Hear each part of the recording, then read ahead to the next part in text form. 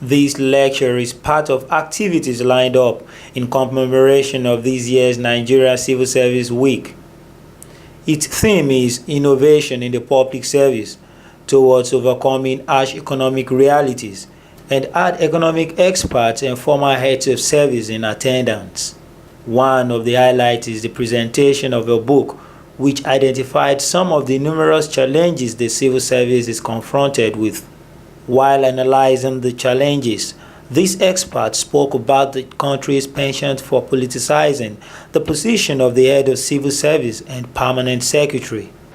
President Obasanjo demoted the place of the office of the head of service by creating a political parallel between it and the office of the secretary to the government of the federation, and then zoning it, like the PDP did all the time, to different parts of the country.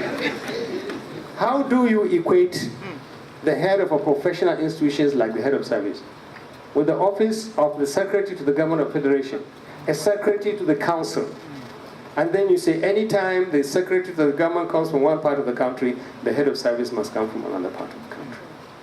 This is a fundamental demotion and denigration of the head of a professional body that you need to isolate from politics. Present harsh economic realities are not necessarily the result of external events or even within our borders. Rather, they are indicative of our lax attitude to strategic planning and failure to move with the times. They also outlined some of the possible solutions to the identified problems.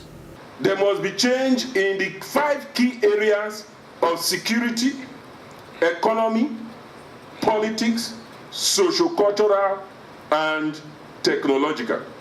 In fact, for me, the most important of all these changes is reorientation on social values, reorientation on work ethics. We need to forge a cast iron relationship between the political and bureaucratic leadership. Number 2, enthroning a culture of ethical leadership. 3, identifying and targeting the main barriers to innovation. 4, promotion of the premises of staff welfare and motivation.